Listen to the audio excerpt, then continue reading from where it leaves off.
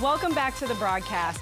Now, one of our next guests recently carried the Olympic torch on its road to Sochi, and now world champion snowboarder and traumatic brain injury survivor, Kevin Pearce, is helping raise awareness of brain injuries. Welcome, Kevin, and with him is neurologist Dr. Andrew Stalker. How are you both this morning? Doing great. Thanks so much for having us on. Doing well, thank you. Great. Well, Kevin, tell us a little bit about what happened with you. Tell us about this injury.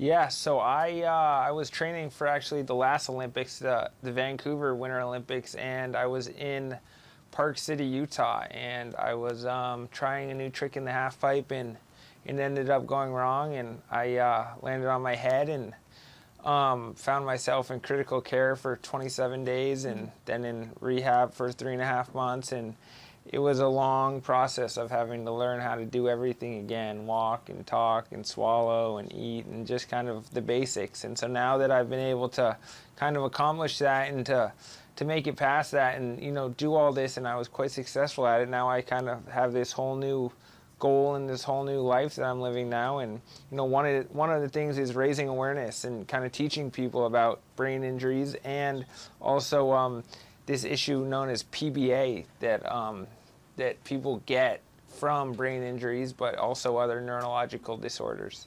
So what is PBA? Can you explain that a little bit for us, maybe Dr. Stalker?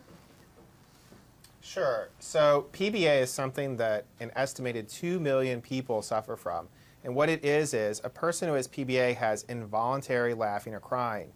This can occur in traumatic brain injury, but can also occur in other medical conditions, other neurologic conditions specifically, such as Alzheimer's disease, multiple sclerosis, or stroke.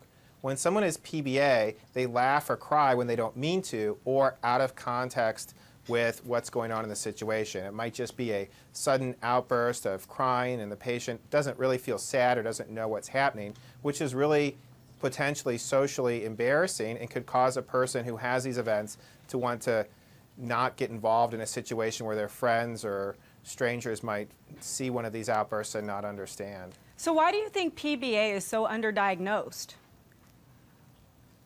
I think people are quite familiar with depression, and a lot of times when a person is crying, then that person or those around them might think they're depressed. What's different from depression is that a person who is depressed has an ongoing state of sadness, whereas a person who has PBA has a short episode of crying that lasts seconds to minutes and might not even reflect an underlying sadness there.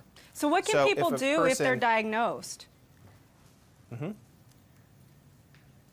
Yeah, so people can get to their doctor and just know that, you know, this condition is treatable, and, you know, there are ways to get help with PBA, and that, you know, they have found ways that, you know, if you go to your doctor and figure out that something's going on, that they can help.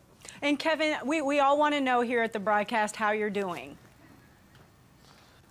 I'm how I'm so fortunate and so lucky, and I think that, you know, what I'd like to share with people is that, you know, healing and, you know, recovering is possible, and no matter what it is that you're dealing with or what you're going through, that if you take the right steps and if you get the right help, that you can overcome whatever it is that you're trying to